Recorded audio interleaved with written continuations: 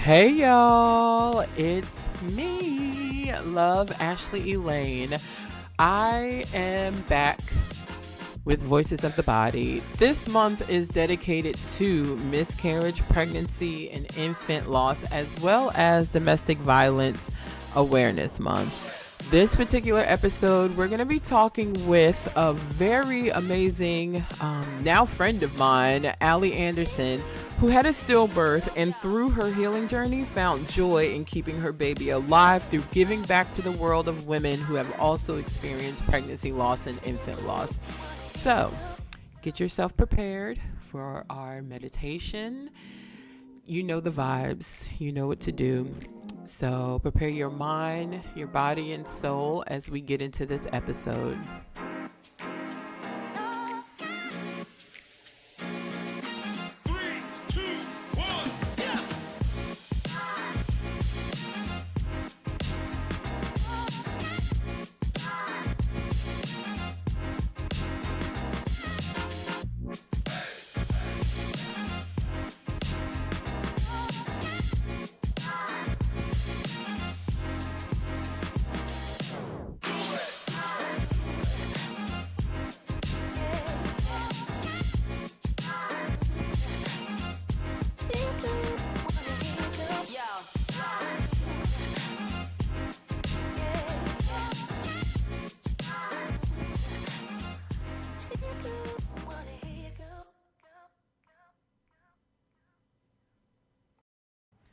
Do you often think about the vision you once had for yourself?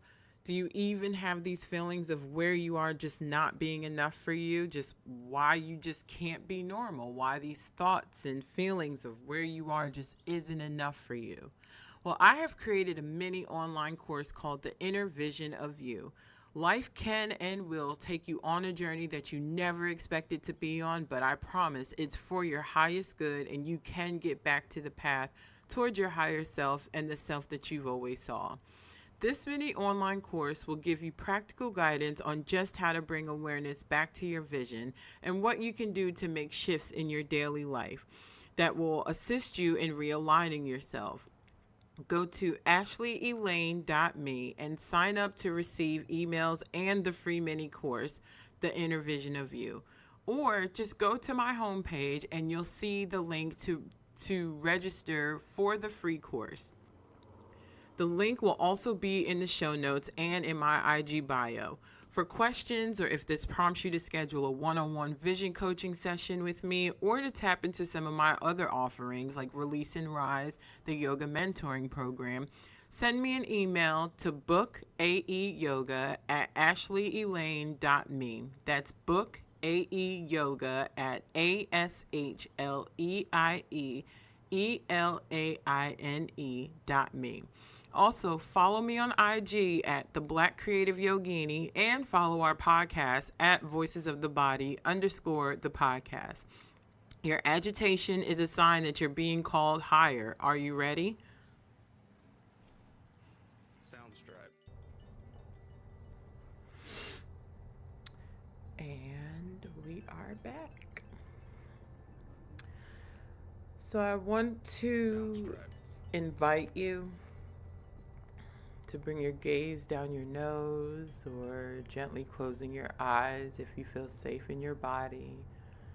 And if you feel safe in your surroundings. And depending on where you are, just allow your body to find the posture that is comfortable for it in this moment. Maybe it's driving where you are right now, which is completely fine. As always, you can come back to this meditation space. Or maybe it's sitting down. I will forever keep saying crisscross applesauce because I love working with kids. So, with legs folded inward, or finding that seat that is pleasing for your body. Or maybe it's laying down.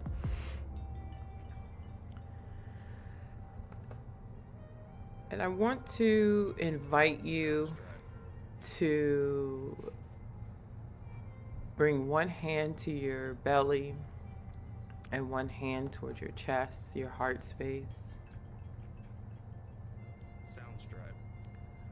And as you take a big breath in, bringing your breath all the way to the top of your throat. As you bring your breath all the way up through the body, hold it for 4, 3, 2, 1. And as you release, audibly sighing, releasing any toxins or anything that you might be holding on to. And on the next big inhale, bringing the breath all the way up through the body, from the belly, through the chest, to the top of the throat, bringing it all the way up, as far up as you can. Bring your shoulders up towards your ears, right? Really bringing them all the way up. And as you exhale, audibly sigh.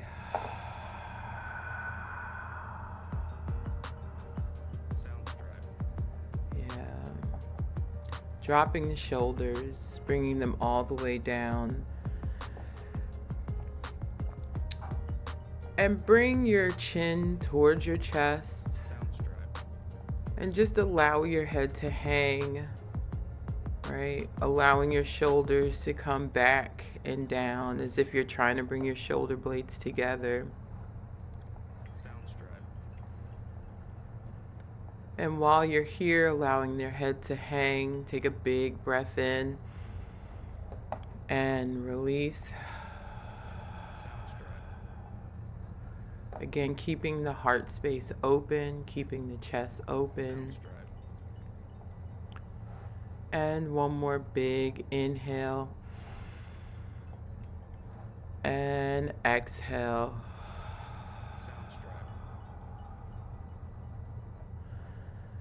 And I want you to allow yourself to just be present, to allow yourself to connect with your breath, allowing yourself to feel every breath. And that with every exhale that you allow your body to release, that you envision toxins coming up and out of your body, that you envision anything that you're holding on to be released, that you give yourself permission to let go, whatever that looks like, right? Sometimes in our letting go process, it looks like tears. Sometimes in our letting go process, it looks like fear being released, right? It looks like whatever it is that your body needs it to look like, whatever it is that your body is asking for you to let go of.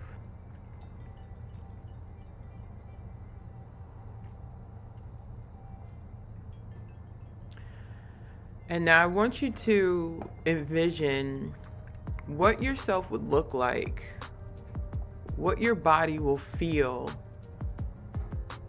what your higher self feels like once you've released this space, once you've released what it is that needs to be let go. Grief is a never-ending journey. It's something that is inevitable because change is inevitable. Things will change. But if we're constantly clinging to what those things are that need to be let go, right? Once we decide to let go, we'll open up the palm, we'll open up the hands, we'll open up the body, we'll open up the heart, and really see the scars. Really see the scars. And when we let go, we're giving ourselves permission to allow our higher power, God, our divine, to come in and clean up those scars, to clean us up, to rebuild us, to mold us, to bring us back into alignment. I always say we're like, even when trials come, we're never out of alignment. Yet we're growing back into a higher alignment, right? We're able to ascend and transcend and move into a higher space that is meant for us. So really give yourself permission to let go and to grieve what you're letting go, because it's okay. It's okay to not be okay. It's okay to want something so bad and know that it's not good for you. It's okay to release what it is that you love that is no longer serving you, right? Because the older version of you and the newer version of you are now divinely meeting, and that newer version of you, that higher version of you, is ready for you to move forward. So take a big breath in and release. And one more big breath in and release. And you have permission to stay in this space or gently opening up your eyes. And we will be right back.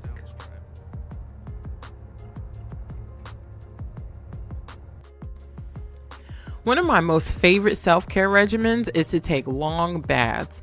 Like, I've literally just redecorated my whole entire bathroom to bring home my own spa experience. One of my favorite things to add are body scrubs. CB Soap and Candle Co. have the most amazing body scrubs. Like, they're made with pure love, so much love, leaving my legs and my body and just everything feeling so good, like pure silk. Like, I've just renewed my whole entire body. Enjoy spa quality products in the comfort of your own home with CB Soap and Candle Co. Go to cbsoapandcandleco.com and use code VOTB, all caps, to get 10% off your order. So my last order, which I need to order more, that I made was Cocoa Cashmere, which is like, you want to go back into the black and white Hollywood films and feel like diamonds and pearls. Like, Cocoa Cashmere does that, at least for me. The smell is so like beautiful. Like, the smell is gorgeous, and it's really like, the smell is really, really nice for that transition into the fall, right? Like that real grounding space, like a nice sandalwood. But my fave, which I wish I brought like thousands of them, was passion fruit, guava, and mint. I brought passion fruit, guava, and mint when, like, around the spring, summertime, when we're in that nice transition from spring into summer. Sis, ma'am, sir, guy, all of y'all, passion fruit and guava. First of all, I love guava. I love guava. There's like this nice dance that the guava and mint do with like the passion fruit, and it's beautiful. It's refreshing. The mint is very refreshing, and then just the smell of fruit. It smells like fresh fruit with mint. Like, your whole shower, your whole bathroom still smells like it afterwards. These scents are so authentic. You can feel the love and the time that was made in curating these products, and how thoughtful the pairing is. It's so beautiful. So beautiful. So go to CB Soap and Co.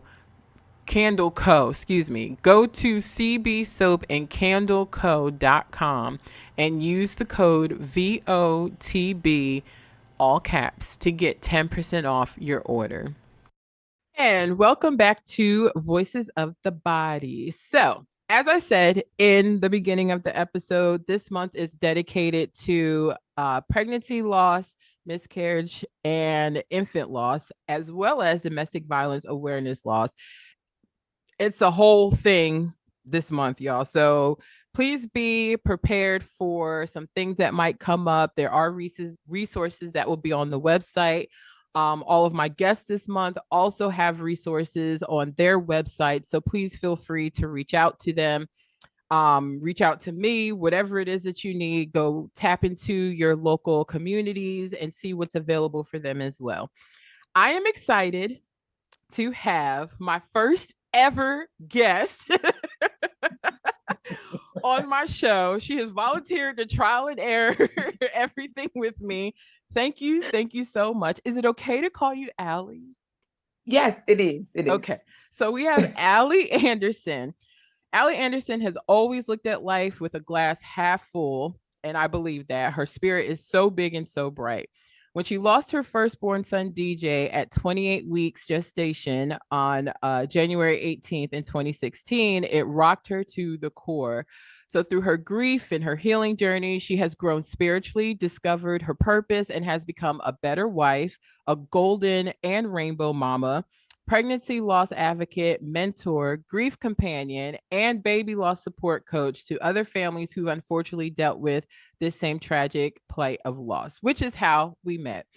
Alicia has learned early in her grief journey that sharing her story helps her heal. 2 years into her healing journey, she self-published her book, Still Here, a memoir of love, loss, and triumph after stillbirth, to help eradicate what she coins the three S's of baby loss: silence, secrecy, and shame, and to foster honest, open, and transparent dialogue surrounding the topic of baby loss, grief, hope, healing, and motherhood after loss. She enjoys writing, singing, traveling, making memories, spending quality time with her family and friends, and connecting with baby loss families at various stages of their grief and healing journeys.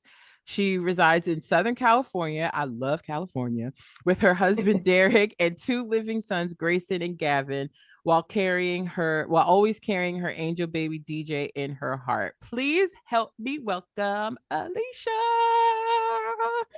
Thank you. Thank you. I'm so excited to be here. Thank you. Thank you. So, yes, I'm going to keep saying thank you 800 times because, like, this is huge for me, right? One, like, just having this platform. I'm excited about it and nervous, of course, because it's very vulnerable.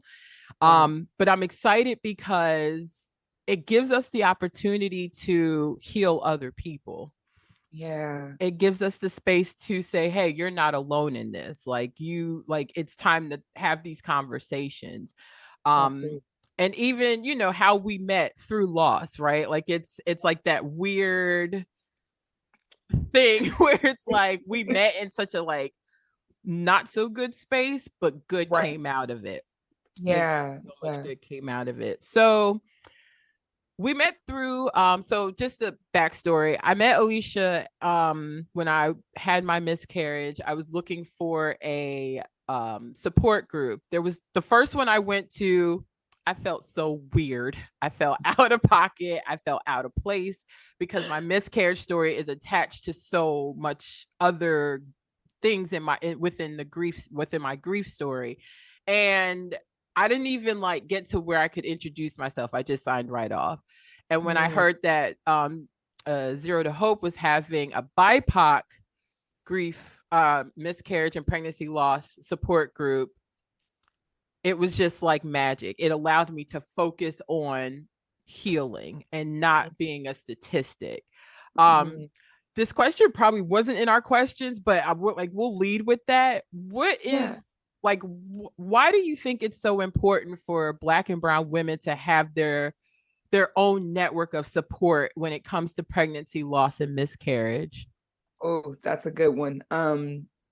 First, I just want to say thank you for having me. I'm so honored to be here. As Ashley mentioned, she was in one of our support groups, and it is always an honor as a facilitator to see the participants when they first start, when they end, and even beyond, when we say our goodbyes, at least in the virtual support space, Mhm. to see what you all do afterwards and to see you take the resources and utilize them for your own healing. So it's just an honor to be able to see people like Ashley flourish, even after something so traumatic. So I just wanted to encourage and congratulate her for stepping out on faith and doing what is necessary for her healing and also to help others.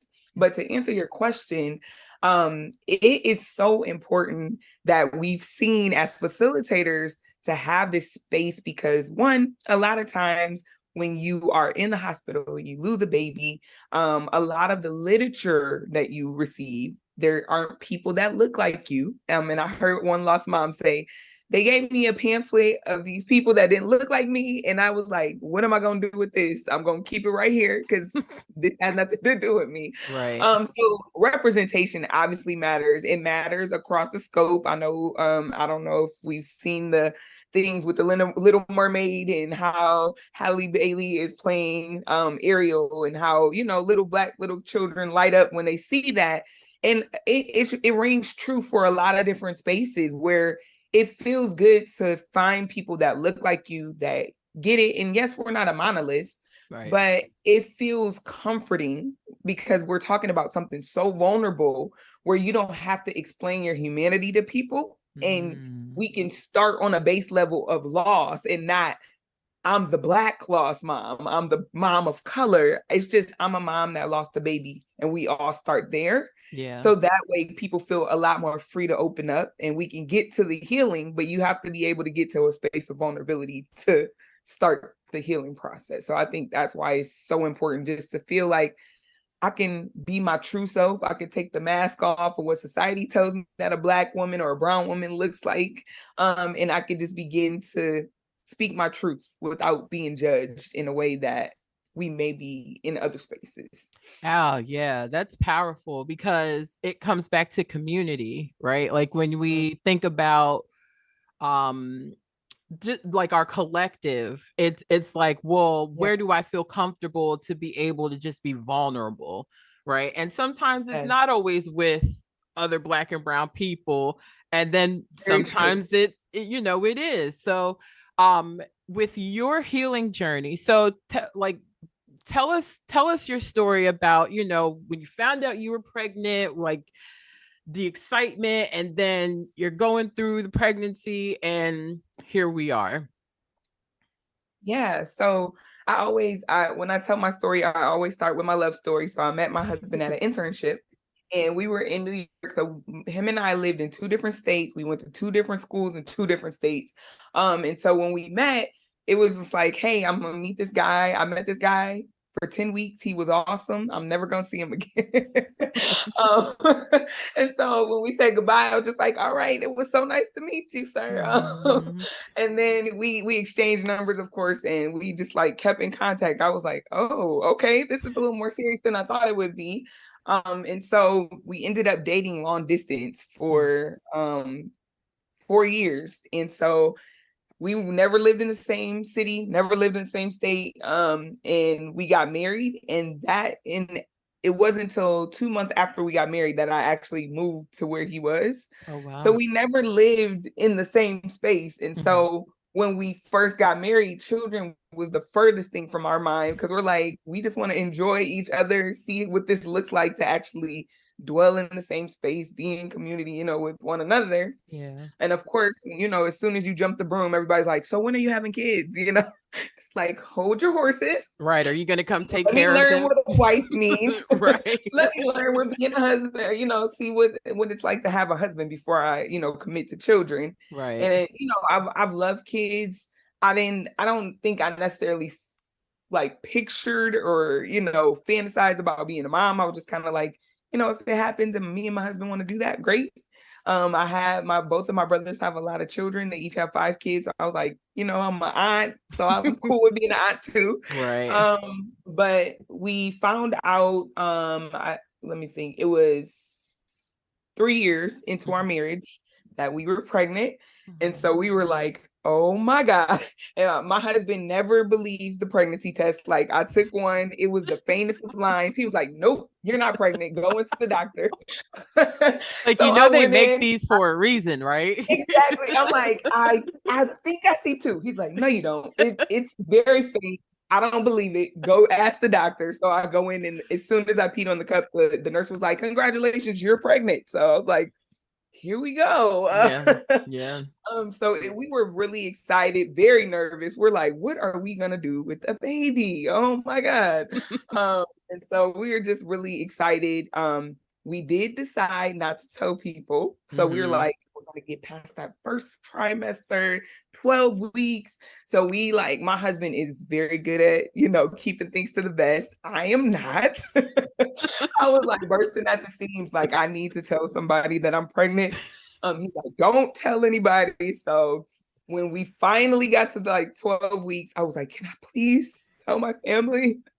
So he's like, yes. So we told our families. I made it on Facebook, so everybody Yeah. excited and congratulating us. And I had a gender reveal at like 20, I think I was probably like 20 something weeks. Mm-hmm. And then I went in for a 28-week appointment. And the sonographer, and I swear I could still hear that lady's voice. I still know her Mm. accent because we lived in Georgia time. I Mm-hmm. can hear her, and she's like, "There's not a lot of fluid around the baby." And so my husband and I are like, "Okay, again, this is our first child, so we have no clue what that means." Yeah. We get in, and she's still looking, and then she's like, "I'm gonna go get the doctors. We're gonna have them come look at you." So I was like, "That doesn't sound good," but again, still blind to what was about to happen. And so she comes back in the room. She's like, I'm going to clean your stomach off. We're going to go across the hall. There were two doctors waiting for us, boxes of tissue in hand. And I'm like, okay, this is not good. And so they just were like, we are so sorry. Your baby does not have a heartbeat. And then they were like, we're going to excuse ourselves. We're going to let you guys, try to process what we just told you for about Yeah. 10 minutes. So they left, and I just let out the most piercing scream I had ever, like the sound that came from my body, I did not even recognize. Yeah. My husband just kind of like held me, and he's like, okay. We both went to school for engineering, but I like to say my husband's more so the traditional engineer. So he's very like, okay, what is the plan? How are we gonna do this? What are the next steps? So when they came back in, he was just like, what do we need to do? Like, what's next? Yeah. I like zoned out. I was just like, where do I go from here? Right. And they kind of just gave us some options on what we could do. So that it was a Friday when we found out. So they were like, we can induce you today. You can come in sometime this weekend between now and Sunday, or you can kind of wait for your body to go naturally and go into labor. We don't recommend that one. So we ended up saying that we would come in the next day. And they took it from there, where they called the hospital and let them know we were coming. My husband and I drove home separately, and I still to this day don't know how I made it home safely because I was a wreck. And Mm-hmm. we got into that house, and it just felt so small, like it was wild. Yeah. And so we just kind of like tried to process as best as we could. My husband called my parents, and he called his parents. He called them all separately. And in my book, I talk about that moment where I just felt like we were detonating bombs, like with each call we made. It just was so heartbreaking because it was Yeah. my parents. I'm the youngest. I have two older brothers. So it was my first child, so their first grandchild for me. And Mm. then it was my husband's. This would have been the first grandchild on their side, period. So they were Mm. really excited. And so it was so heartbreaking for me, just like to have to tell them as grandparents, like, nope, this isn't it. Yeah. And I just apologized to my husband profusely because we were supposed to name him after my husband. Mm-hmm. And, I just felt like I failed them. I was like, I failed you. I failed my baby. Like, Mm-hmm. it was just a lot of guilt and all of that. So we went into the hospital a day later, and I got induced. And this shows you how unprepared I was, or just how much I didn't know about what was to come. Because so we Googled, what do you call a baby that dies at 28 weeks? And that's when Yeah. we found out about stillbirth. Mm-hmm. But then we went in, and me and my husband were like, well, what will they do with the baby? Like, do they throw it away? Do they like Right. we had no clue what was gonna happen. I didn't pack a hospital bag, and I was there for 3 days. Wow. So it just was like I was so not prepared for what was to come. Yeah. Um, but I had him vaginally. I held him. We spent time with them. We took some pictures. They had a photographer come in and take pictures of them. And to this day, I really don't know how much time it was. I don't think it was that long, probably less than like 5 hours that Mm-hmm. we spent time with them. Mm-hmm. Um, and I always say, like, there's so many things that I could go back to that moment I would change, but I am glad that I had the chance to, hold them and spend time with them. And when he started to turn cold and things like that, we were just like, it's time. So we Yeah. prayed. we dedicated him back to God, and the nurse came and rolled him out, and that was the start of my new life, or Yeah. that day. So Whew. yeah. Whew. And then like, so it's you and two older brothers. Yes. So you were the baby girl. Yes. It like, that had to feel like some weight also, right? When we think about like family expectations, like when I hear you say detonating bombs, it's like, well, yeah, like if because family puts so much expectation on us, especially the girl. It's like, you're the only girl. We already got all these grandkids from the boys. Right. It's like our baby needs to have a baby now. So Yeah. um Yeah. the pressure. I hear the number 3 in your story so much. I'm a numbers person, so Okay. yeah, the number 3 keeps coming up, which is just it's a cool reminder that you're right where you need to be. Like Mm, God knew that you were gonna transmute and alchemize this pain and really turn it into something beautiful. Like when he says, I'm gonna give you beauty for ashes, right? yeah. And I'm preaching to the choir, like I'm preaching to myself too. But when he says, like, I'm going to give you beauty for ashes, like when I'm just paying attention, it's like, okay, she's the third one. It's like there's 3 siblings. Mhm. Then it's like I just keep seeing the number 3 In the show up. hospital. Yeah. Yeah, Yeah. show up in your story. So like pain is such a beautiful thing, and like it's really weird. It's so weird. Yeah. It's Yeah. so weird. Like, and when I think about grief and support, like what did that look like for you? Who? So at the beginning, it was really my husband first Mm-hmm. and foremost. Like he was my rock. I could not have done this without him. And I was like, you know how like sometimes you're like when I first met him, it was so crazy that there was an older lady at our internship, and she was like, "This person is gonna be your husband," and she was just kind of like, he comes from a good stock. You come from a good stock. You guys are gonna. It's like kind of like a predestined kind of thing. And we were just like, this is awkward. But I could not have asked for like a better partner. Like in this situation showed me like when they talk about the, in sickness or in health and to death do you part and all that when you take your vows, I was like, oh, we got here early. Like Like, we here's said the I do it. It test. was like, hey girl, all Yeah. right, Yeah. lights, camera, action. And so he was like really I don't think I could have made it without my husband. I will say that. Mm. And then my mother was one of the ones who came, like as soon as I told her what happened, she was like, I'm on a flight. So my parents lived in Michigan or in Michigan. Mm-hmm. And so she found a flight, flew down as soon as she could. So she got there. I was in the hospital 3 days. So she got there like at the end of day one. Mm-hmm. And so she came and she didn't understand everything either, but she was just kind of like the interceptor for me. So like when people would try to call my phone and just try to get to me, because I was like, I don't want to talk to anybody. Like I Yeah. can't, I'm trying to process what I have to do here. Yeah. And I cannot explain this to anybody. So like I'm please trying to don't call. explain it to myself. Exactly. I'm trying to process. So my mom was Yeah. just like, "She's not taking calls. I will let her know you called. Thank you. Mm-hmm. We appreciate you for thinking of us." But so she just kind of was like my first line of defense. Mm-hmm. So I appreciated her so much for just doing that for me. Mm-hmm. But beyond my husband and her, of course, our families were there. They held us up in prayer. My dad is a pastor. So, he called all of my extended family members, so I didn't have to do that. So he let my brothers know, and my brothers like sent food and gift cards and just like to make sure I had the basic things. Yeah. And of course my husband's family, they were so supportive of us as well. So we had a very beautiful village around us.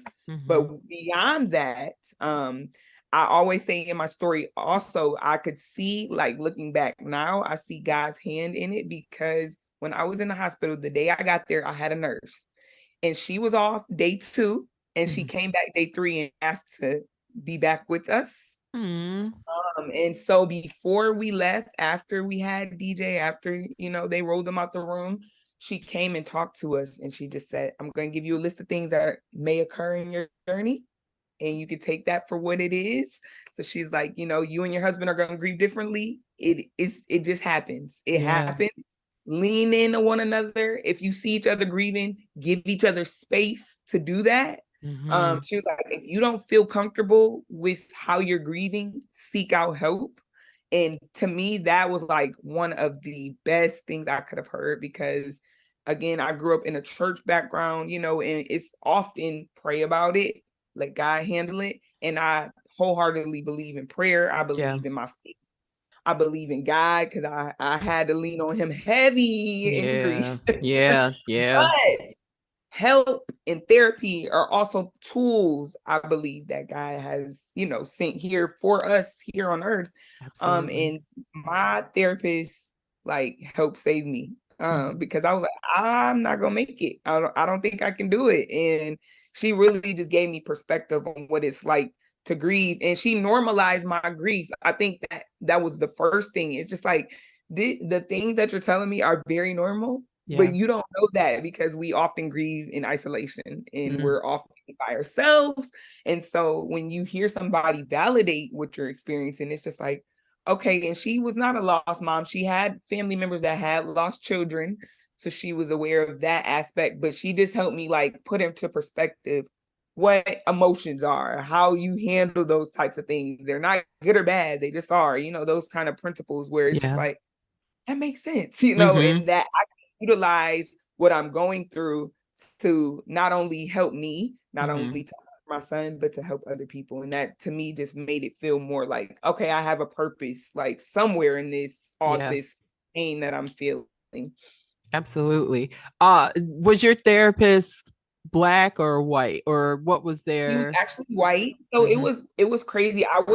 So I did my first bachelor's degree in engineering. Mm-hmm. And then I went back to school for fashion. And so I I knew was you in was my smart. I knew you was smart. Oh yeah, I did industrial engineering at Florida A&M, so it's a historically black college. But I went there, and then when I moved to Georgia, I know Mhm. Rattler. When I moved to Georgia, then I went into fashion, and so it was my senior year, the semester right before we started. I lost DJ in January. Mhm. We started like end of January or something like that for that Mhm. last semester. And I was like, okay. And for me being the person that I am, this is like a sidebar. I'm like, so, like scholarly and this and this. So I had a 4.0, and I was like, I don't want to lose my 4.0. I know that sounds crazy. So I was No, it like, doesn't okay, sound I crazy had at the all. pressure of Yeah. school Yeah. plus this heavy grief. And I was like, I don't know how the go-getter ambitious girl over here is going to be coupled with this girl that is falling to pieces. Mhm. And so she like let me just normalize, like, you lost a baby, that is huge, that is Yeah. trauma. And so because I'm just like, okay, I gotta get it back, I gotta get it done. And even my professors are like, why are you at school? Like, I was like, I gotta finish, and I was able to compartmentalize like my day. So like I could go to school and be totally fine, but when I Mhm. would come home, I would fall to pieces. And Yeah. like my husband had the tissue on the nightstand ready to go. Like, I don't know, it's coming. Mhm. Um, but it was just like one of those things too, where that was one of the ways that I had to learn boundaries, because I Yeah. was like president of this, vice president of this, in this, doing, and I just had to say, I can't. And that was my first time where, and as a like recovering people pleaser, Mhm. I just Mhm. had to say, I don't have it. I don't have the capacity to pour into everybody. I just have to do this for me. Yeah. And I felt okay saying that, because my therapist was like, you can do that. It's Yeah. okay to do that. And she was somebody that I found through school. So it was like the school department, because I was like, I don't even know how to begin to find a therapist. Yeah. And with the first avenue I went through, it was free. I got 10 sessions. So it like carried me throughout my semester. It was just like, again, another nod from God to me in my Yeah. story, that I'm just like, okay, I see God. I see you working it out Right. in your own way. Yeah. Was that your first time ever in therapy? Oh Yes. wow. Okay. Yes. So it was a Yeah. lot of like newness. It was just like, wait a minute. Like, New.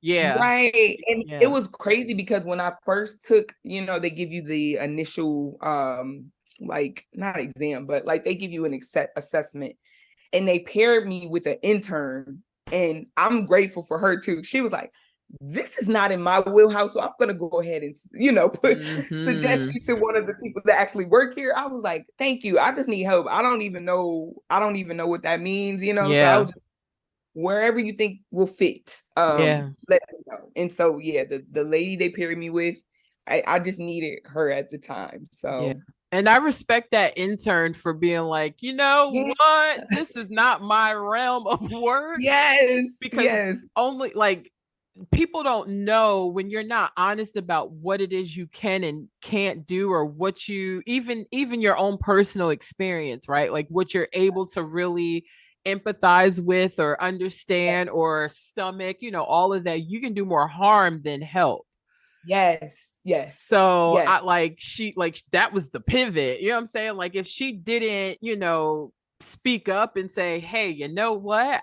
I don't think Yes. I can handle what you're going through. So let me get you to a real Exactly. professional, like Right. to be able to help you through And this." that could have, like you said, I hear stories where people are like, I still remember the negative one thing that this nurse, this therapist, this insert the person said to me. So, like you said, that could have been a whole different avenue of where I went down based on the help that I received. So I Mhm. am very grateful that she spoke up in that moment. Yeah. What was your body going through? Like can you recall like just anything in your body that was like, cuz I hear you say I heard you say that you just kept apologizing to your husband, right? Yes. That shame and that guilt that was coming up. What were you like feeling in your body, about your body? Oh, we had still have like some like things that I'm just like, so like one of the first things, the physical of you carrying the baby, like Yeah. you're the person that they're entrusting, in your body. And so I just felt like my body failed me. Um, Mm, and I'm like, I'm supposed to be the place of safety. And I was the one that ended up killing like it felt like I was the blame yeah. for my baby's death. Not even having the answer of what happened. So I'm just like, it's me, and my husband's like, no, it's not like I don't want you to blame yourself. And it just felt so personal, like, so that was one thing. And then you have the baby, but you still look pregnant. So you leave the hospital and it still looks like I'm carrying a baby. So it's just like, Mm-hmm. not only did I fail you, but now I have this reminder. I have stretch marks. My Yeah. milk came in, which was devastating. So I'm Mm, like in the shower one day, and here comes the milk. I'm like, but there's no baby. So me yeah. and my body had a rough time. And even still, like with my subsequent pregnancies, I had a really rough time holding them where they stayed long enough. So my rainbow baby was born 6 weeks early, and then my last son was born 5 weeks early. So it was just like me trying to figure what is my body like. And one of my doctors was just like, your body just doesn't like to carry the term. I don't know what it is. Mm-hmm. So it's just like having that like, can we do this right Yeah. once, and just get it right. So it's been a back and forth, and I just try to get in that space now where I'm just like, I'm grateful for you. Whatever Yeah. stage I'm in right now, it's not where I want to be, but I'm grateful that I'm here, So Yeah. Yeah. change perspective. Yeah. And now you have two beautiful. Oh my gosh, they're just beautiful. I was looking at your website. I was like, first of all, I love your website. I'm a sucker for nice Ooh. websites. Because then it's like, oh, well, let me see what else is on here. Yeah, The yeah. rainbow, like the rainbow baby onesies are adorable. Y'all go Thank you. please check them out. They're so cute. Even if your baby's not a rainbow baby, just buy it anyway because it's super cute. But you have two beautiful rainbow babies. What when you found out you were pregnant with each of them, I know you just said that you delivered them early. What was going through like your body and your mental space when, because this first like your very first pregnancy was like, okay, all right, this is what has happened. I lost a baby and now I'm pregnant again. Yes. What did that feel like? So I got pregnant with my rainbow baby 6 months later Okay. after I lost. So I lost DJ in January. I got pregnant or found out I was pregnant in August. Mm-hmm. So I was a mess. Mentally, like physically, the pregnancy was going on fine. They were like, I asked my doctors, like, am I considered high risk? And they're like, no, we'll just kind of monitor you at the end. And I thought that was weird because Mm-hmm. I used the same people that delivered DJ. Mm-hmm. And so that was like something I was just like, okay. But mentally, I was a mess. Like I was like, at first, I didn't know if I wanted to connect with him. Like with DJ, I would sing to him and I would pray, and my husband would like talk to him. Hey, this is daddy. And I just felt with my next son, I was just like, do I even want to put in the emotional labor of Yeah. connecting? Because if I lose him, because that is now a reality that I could face, Yeah. I would be shredded. Like, and I know that parents go through that, where they're experiencing multiple losses. And I'm just like, God, I don't know if I can handle this. So that was my first part where it's just like, I don't know if I want to connect with him. Then when I Mm. finally got over, like, okay, maybe we can start to, enjoy this a little bit. It was Mm-hmm. just like the rabbit hole. Like mentally, I was just like, I'm fine. And then it'd be like, but what if he dies? Is he breathing? Like it just, Mm. your mind goes to these very dark places. And I just remember my mom giving me this book. It was called The 4-8 Principle by Tommy Newberry. And it was like, it's a faith-based book, but he just talked about like having your mind, focused on things that we can control. What is Yeah. beautiful? What is, positive? What is this? What is that? And so I was like, okay, so I can't control the outcome of if my baby will live or die, but I can control the moment right now. Like, Yeah. we're here, he's alive. I'm going to be grateful for that, and that kind of transformed my mind enough where I could, get through the remaining of my pregnancy. But then again, I said he was born 6 weeks early. And so Mm-hmm. and it was the challenges of having a baby that was born early and his lungs weren't fully developed. So they had to put him in the NICU. And Mm. that just like sent me over the edge because I'm like, I had to leave the hospital again with no baby. He was in the NICU, he was alive. So I was like, small wins. Right. But it just again like hit me like a ton of bricks because I'm like, when is the point in the story, Lord, where I just get to have a normal pregnancy, like Mm. your quotes like that? But when you just say, okay, I get pregnant and I, stay pregnant for 40 weeks and I have a beautiful baby, like I just didn't get that experience either time. And then of course with my youngest, it was COVID. And Mm. so dealing Mm. with the complications of COVID and all, it was at the very beginning stages of COVID. So I had him April 11th. Oh So like wow. Yeah. hospital things were changing daily. Like Yeah. my husband was the only one that could be there. I thought I was gonna have a doula. That didn't happen because she couldn't come to the hospital. Came Mm. 5 weeks early, and I had done like been to the high risk doctor, done like some suppositories so they could try to keep my cervix closed, and none of it worked. So I was just like, motherhood. It's The ghetto. burden that I have been that so zero, like the ratings on this is so low. How you picture what it's gonna be, and my reality just did not match at all. Like I had my birth plan, I was like, I'm gonna do this, and I'm gonna breastfeed, I'm gonna do skin to skin, and I'm gonna do this, and just none of that happened. So you're like grieving again all these expectations of things that you thought would be that Yeah. are not, and Yeah. you're just like, okay, I got to deal with what's in front of me. Yeah. So yeah, Yeah. it's been rough, but my babies are beautiful blessings, and I do, especially my rainbow baby. I am so grateful for him because he kind of like helped save me too, like just to give me hope. Like okay, there is other pieces to this motherhood puzzle. So Yeah, it's so ghetto. It's like just trying to get to it is already like, because of the fairy tale that, is yeah, told. And yes, the way like movies like it they like everything is like, oh, you get pregnant, you stay pregnant for this long, and then you have the baby, and like you walk out 2 days later with the baby and you live happily ever after. And it's like, that's not all the way true. No.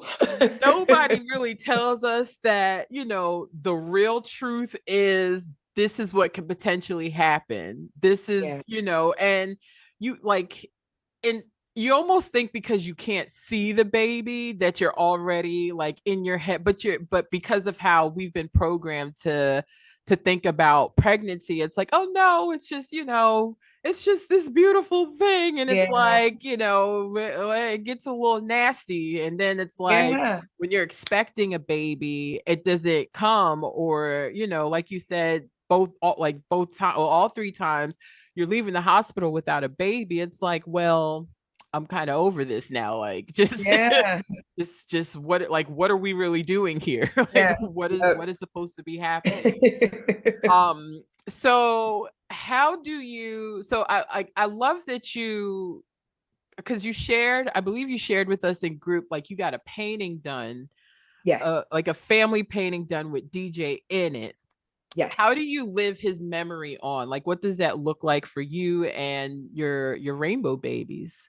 Yeah, so I think one of the biggest things that I learned very early on was that sharing for me just helped me process DJ, helped me process what had occurred to me.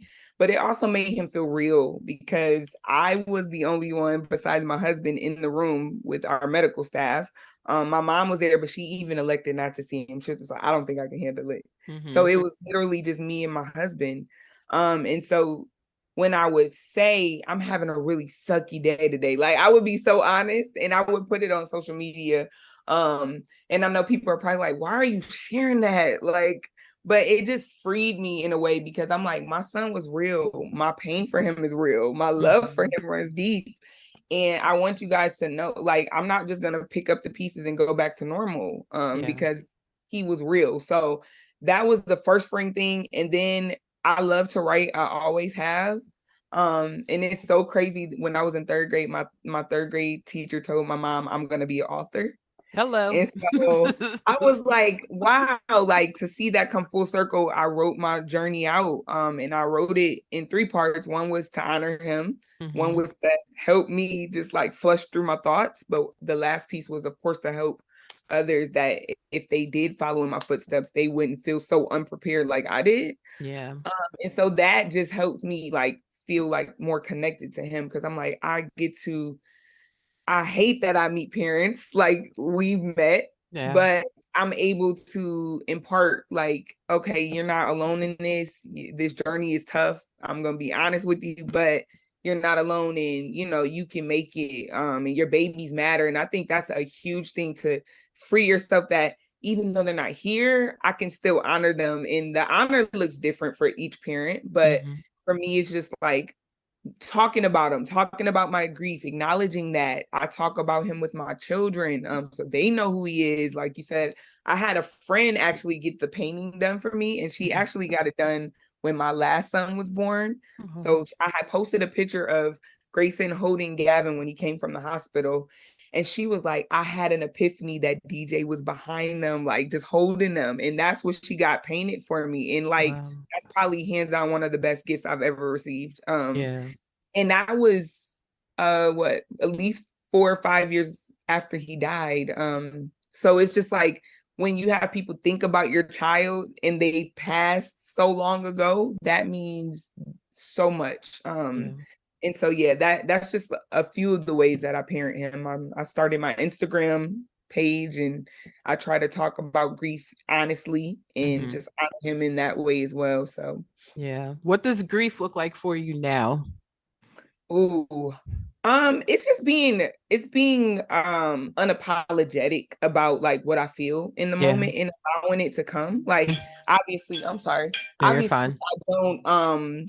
I don't grieve or the same. It may not look the same on the outward, Mm-hmm. but I am able to, like process, and if I need to cry, I'm gonna let myself cry. If I want to journal, I write a lot. So that helps me when I need to flush some things out, like what's happening here. Yeah. Um, and I just let it come, like Hmm. when it arises, I don't push it away. Yeah, just ride the wave. Ride the Ride the wave, wave. let it come. Yeah, because people forget that grief is a part of life, right? Even if it's not like a physical death, right? Yeah, Transitions that yeah, happen throughout life, like when we're changing, right? And when you think about a loss in like a pregnancy loss, everything was changing, right? yeah, Like your yeah. body was changing, your hormones were changing, your thoughts and ideas were shifting, because it wasn't just you and your husband anymore. It's like, okay, well, now we have to think like parents. We can't think like just Right, married people right. anymore. And like everything changes. So it's like when that hits, it's like, so this is a change that, now we have to change again and, readapt Yeah, to a different, like another new normal. It's like constantly recreating these new normals that just keep not happening. Or, it's like, like all I see is like a hamster on a on a wheel, just keep moving. It's I was gonna say, crazy. yeah, I was gonna say too, you're like almost grieving you, like that Yeah. person that you thought you were gonna be, or even the person you were Yeah. prior to loss. Like, I actually had a support group today and we talked about like sometimes the relationship with you has to Hmm. shift because you're just like, I'm not that person, and everybody expects that old person to show up and she's not coming back. So you have to Yeah. be her. And like I go back and look at my journals and I'm like, oh my God, I just have such compassion for the person that was writing at that time. Hmm. Because I was like, she was doing the absolute best she could to just hold on. And I just want to be like, girl, keep coming, walk down the line. It's coming. Like, you will see the light, but Yeah. it's hard in that darkness where you're just like, I don't know. Like, is today gonna be my last? I don't know. Like, Yeah. it's very hard. So I don't want to like trivialize grief because it's something that I've learned is just gonna be lifelong for me. But I'm Hmm. okay with that now because now I equate my grief with like this is just the depth of the love that I have for my son that he's not here, so I have to get it out some way. Right. So I'm okay with that. Like I'm okay with you. I used to be like kind of ashamed, like I don't want to cry, I don't want to Hmm. look sad, I want to be grateful. But it's like you can be grateful and you can also be Right. what want to insert mad, sad, joyous, envious, whatever those emotions, they all are part of the process, and that's Yeah. okay.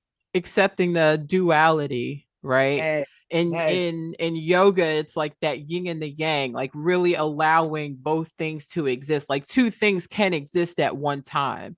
And I think yes. people forget that. Like, and I had to learn that in my grief journey, after having the miscarriage, it was like, okay, these two things can exist at both times. Like part of my healing was still making reels, right? Like Right. I was still making reels, and that was like bringing me joy and like making me happy, even if they were like about me healing and journaling and all those things, right? But then out like behind the Instagram page, it's like, okay, Ashley is now like laying on the couch crying and making sure she's Right. not bleeding all over the place, like screaming Yes. from her lungs, and her neighbors are probably like, is she okay? Do we need to go knock on her door?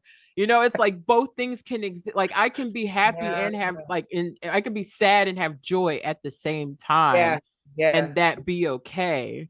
So, Yes. and that's like such a hard concept for people to understand. It's like you have to be all or nothing. And it's like, well, that's not really healthy either, right? Mm-mm. It's not, you're not allowing yourself to feel the fullness of what this is.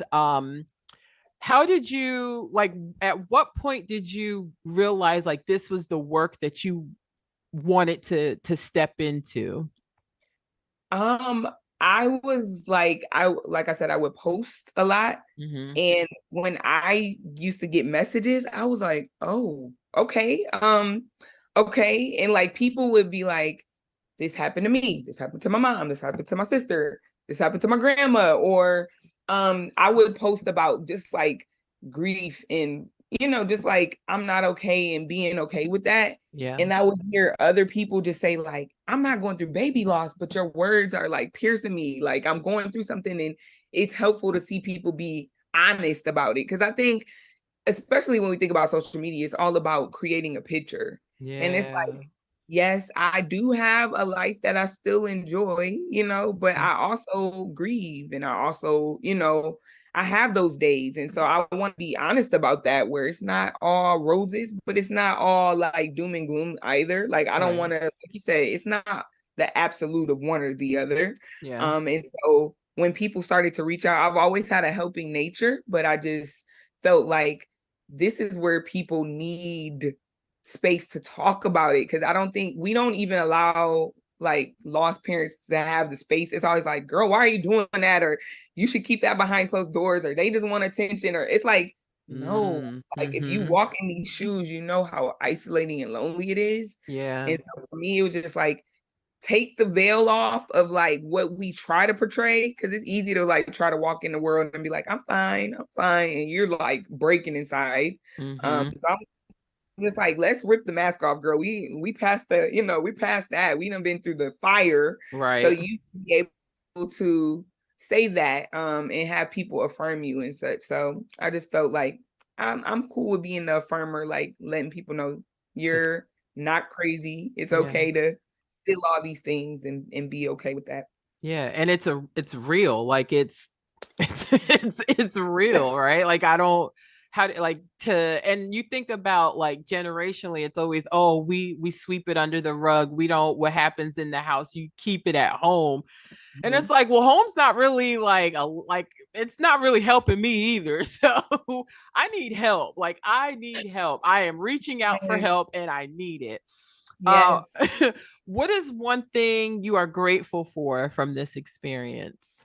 Oh, I would just say I'm grateful that DJ chose me as a mom. Hmm. And I say that because like I felt like he taught me so many lessons, Yeah. and just how to like pour into me, how to again create boundaries and say no, um, how to be honest and like how people respect your honesty. Like when I had to like when I would just say like how I feel, my mom was like, "You helped me grieve because you were so honest." And I'm like, if you the person that it happened to, like, who am I to not, Right.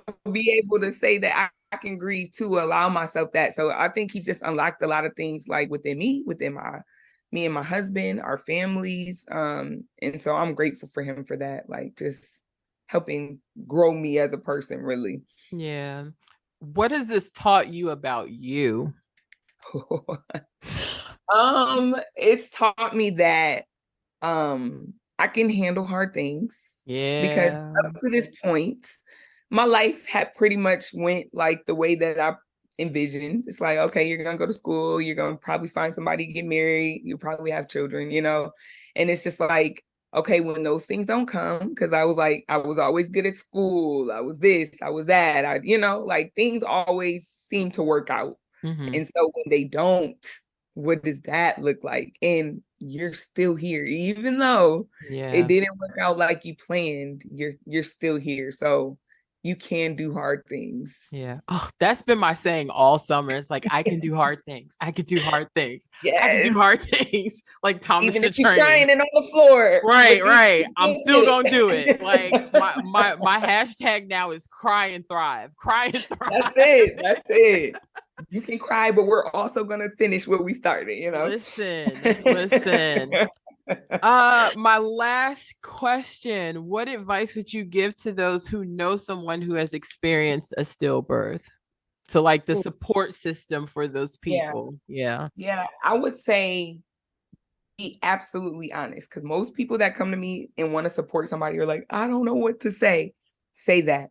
Mm-hmm. Say, I do not know what to say. I've never been in your shoes, but one thing I do know is that I love you and I'm here for you. And when you say I'm here for you, please mean it. Yeah.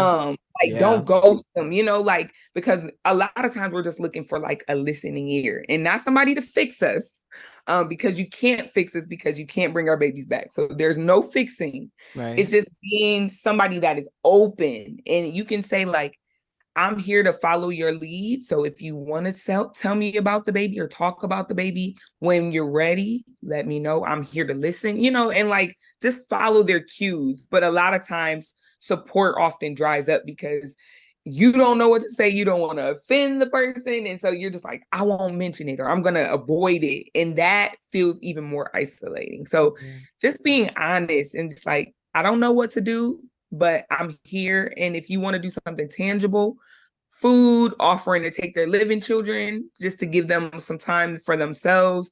If you want to like help clean up or something at their house, like drop something off on the porch. Like, I don't even have to see you. I drop something off though, or here's a gift card, just like those tangible things. If they talk about their baby a lot, getting something with their baby's name on it. Yeah. Or even just remembering a day that means something to the parent, to the griever. So for me, it's January 18th. That's DJ's birthday. So if I get a text from somebody that says, happy birthday, DJ, I'm like, oh my God, they remember, Yeah.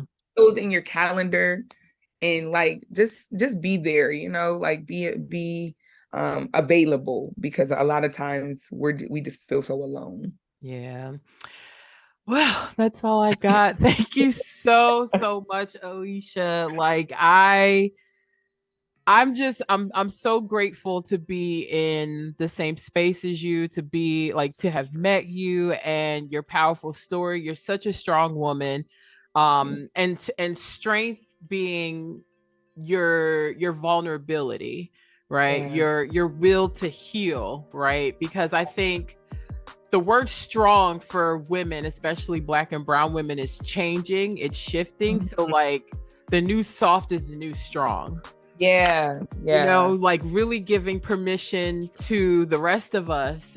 Just my experience in the support group with you, giving us permission to let go and to heal and to really feel what it is that we feel, and to go to therapy or keep going to therapy, and not telling us, oh, if you do it for this amount of time, then you'll be good. It's like, nah, like this is what it really is. And, it's been XYZ amount of years and I'm still in this space, but it gets easier every day when you talk about your story, when you find support, when you, allow yourself the vulnerability to step outside of you and really look at, what support is around, what other communities are there. So I'm so grateful to have met you. So grateful. Same. The feeling is mutual. Yes. And yes. I again wish you the best on your podcast journey. This is amazing, and I'm excited to hear all the countless stories that you're able to capture. Thank you.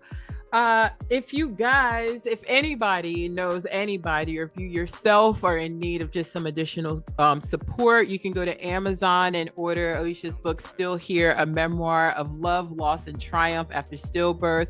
Her website is also on my website. If you go to the podcast page of ashleyelaine.me, you'll see resources for Zero to Hope. You'll see Alicia's picture and her beautiful profile and her website. Her website's gorgeous. I'm such a sucker for beautiful websites. I really am. I'm like, ooh, these are so pretty. Yes, and she's like, if all of my listeners, if you know me, I do not I'm very strategic on who I have in my space, the people that I allow in my orbit. And Alicia is a beautiful soul, a great resource, great connection. So please reach out to her if you need a virtual shoulder, or advice, coaching, whatever it is. You don't have to do this alone. So Alicia, thank you so much. Thank you.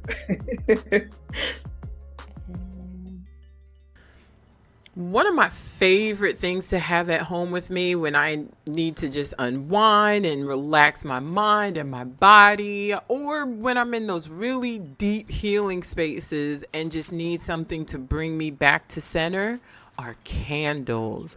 Vintage Essence is a Black woman owned company that specializes in candles, wax melts, and car diffusers. I also love my car to smell good.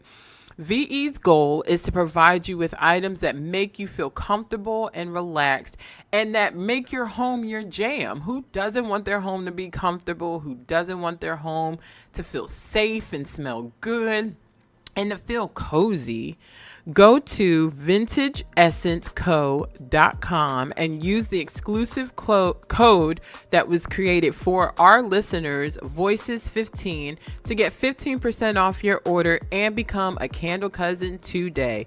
Listen, y'all, my favorite candle is Hookah Lounge and Rest Your Cakes. I was able to get some samples of Rest Your Cakes. Hookah Lounge was in a sample box that I got that Vintage Essence did during Valentine's Day. I brought myself a cute little Valentine's Day candle set and brought myself some flowers. Ladies, don't ever think you can't buy candles for yourself on special holidays also. Beautiful scent, long lasting, just like filled the room so quickly but so softly at the same time. These candles were definitely made with love, definitely with prayer hands. It's like the candle knew exactly what I needed when I needed it. So don't forget to use code voices15 at vintageessenceco.com.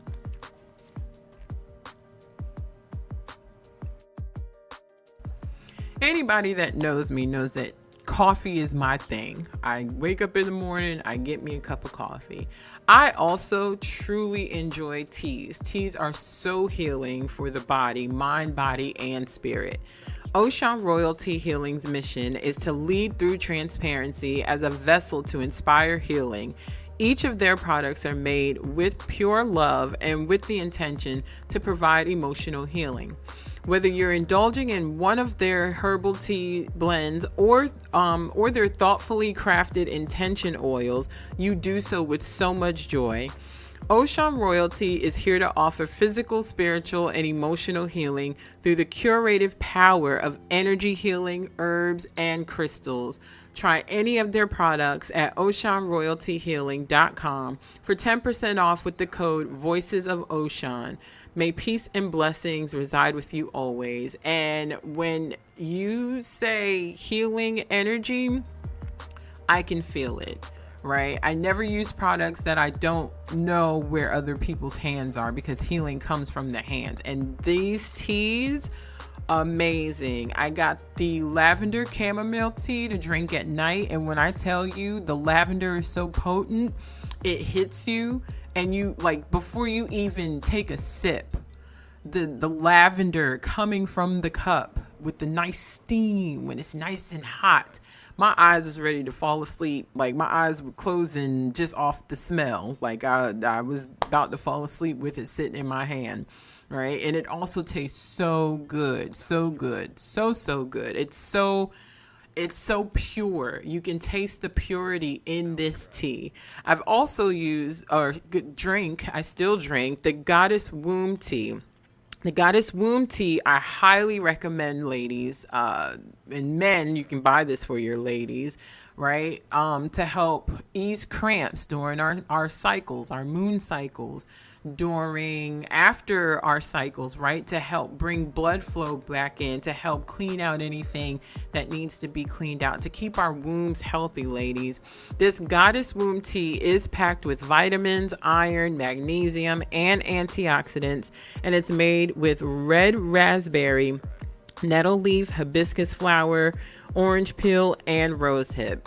After I had my miscarriage, I was told that red raspberry, I Googled what I should eat, what I should drink, all those things. And I haven't stopped drinking red raspberry tea. Red raspberry tea has been a saving grace. So this Goddess Womb tea is really good for clearing out any of those energies, right? Really restoring the womb and restoring the body. Our creativity comes from that space also. So go ahead and head over to oceanroyaltyhealing.com for 10% off with the code Voices of Ocean.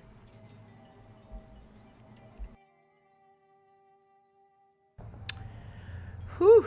And Yes, I want to thank all of you for tapping in to this episode. Alicia is just a beautiful soul.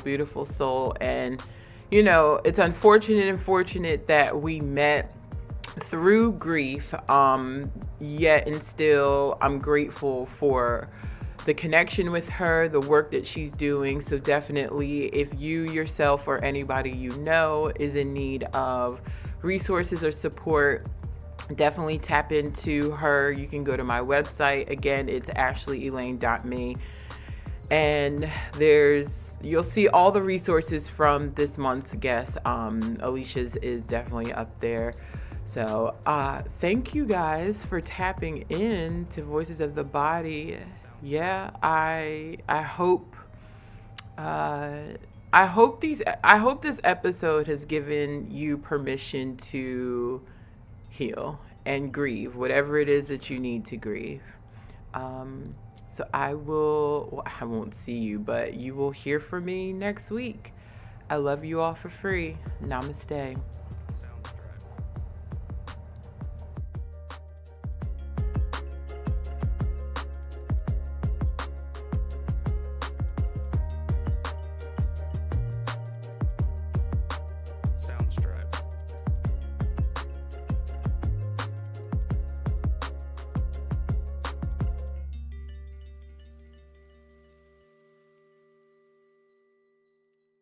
Soundstripe.